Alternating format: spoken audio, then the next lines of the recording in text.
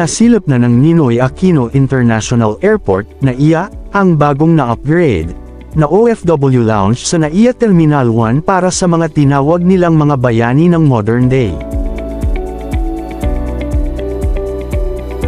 At bago natin ituloy, kung ikaw ay bago pa lang sa aking YouTube channel ay huwag kalimutan mag-subscribe at i-click na rin ang bell icon para lagi kang updated sa mga bago kong upload video. Ang OFW Lounge sa NAIA Terminal 1 ay nailipat at na-upgrade sa isang bago, mas maluwang at modernong lugar na nag-aalok ng isang mas nakaka-relax na space para sa mga manggagawang Pilipino.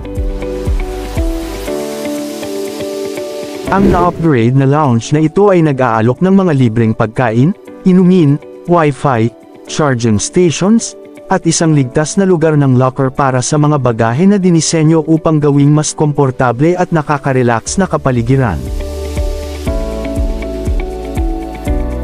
Tulad ng OFW Lounge sa Terminal 3 na itinayo bago kumuha ng mga operasyon ng NAIA, ang bagong space na ito ay bahagi ng patuloy na pagsisikap na parangalan at paglilingkod sa bagong bayani.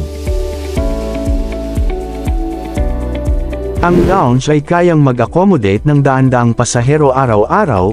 Bukod sa lounge, mayroon na ring hiwalay na immigration area para sa mga OFWs upang maiwasan ang mahabang pila.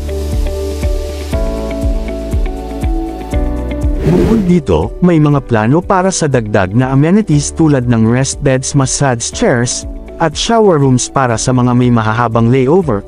Bukod sa lounge, mayroon na ring bagong dedicated immigration area para sa mga OFW upang mas mabilis ang kanilang proseso. Ang Overseas Workers Welfare Administration, OWA, ang nangangasiwa sa araw-araw na operasyon ng lounge kasama ang management ng NAIA.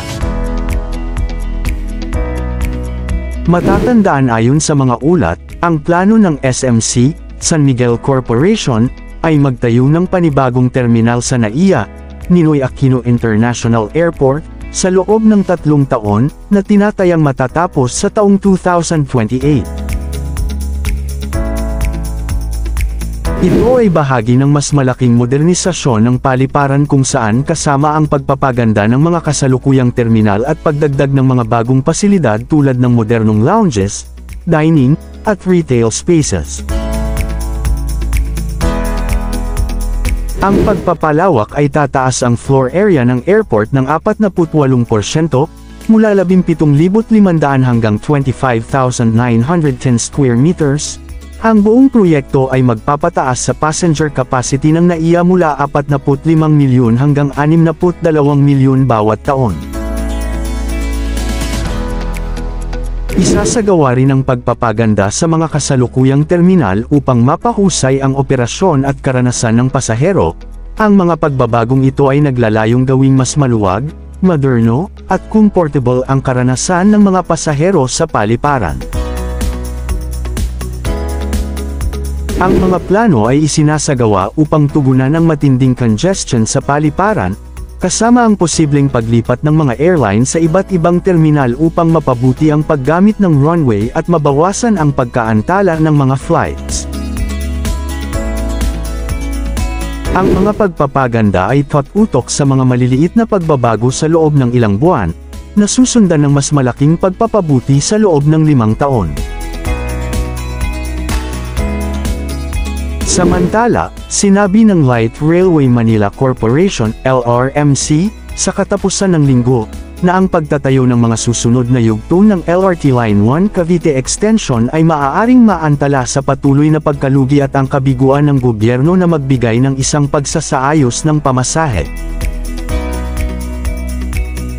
Sinabi ng Pangulo ng LRMC at punong ehekutibo na si Enrico Benipayo na naghihintay ang kumpanya na magbayad ng gobyerno, muling magbalanse ng mga utang sa mga nagpapahiram at ayusin ang kasunduan sa konsesyon bago ang pagtatayo ng mga Phase 2 at 3 ay maaaring magpatuloy.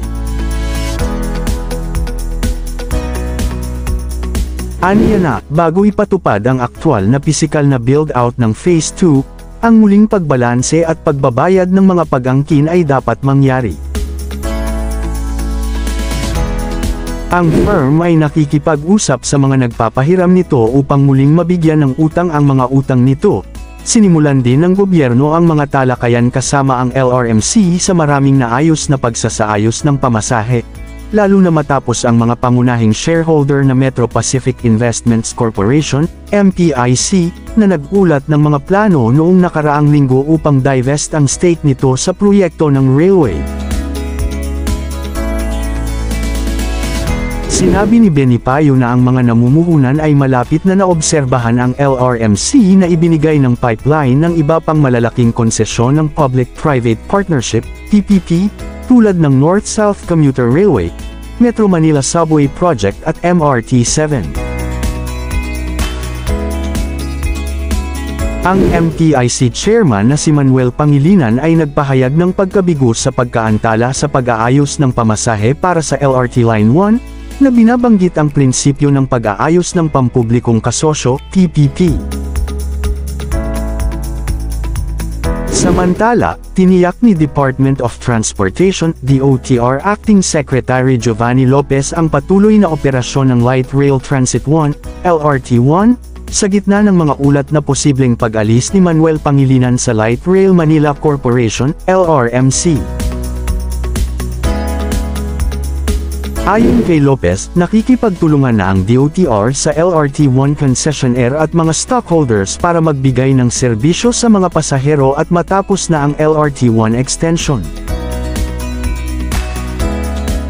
Mas maaga sa taong ito na kumpleto ng LRMC ang Phase 1 ng Cavite Extension na nagdagdag ng 6 na kilometro ng bagong track at 5 bagong istasyon, tulad ng Redemptorist, Mia Road, PTX, Ninoy Aquino at Dr. Santos Station. Pinalawak nito ang pagkakahanay ng linya ng tren sa 26 na kilometro mula sa nakaraang 20 kilometro. Ang pangalawang yugto ng pagpapalawak ay kasama ang istasyon ng Las Piñas at istasyon ng Zapote, habang ang pangatlo at pangwakas na yugto ay ang istasyon ng Nyog.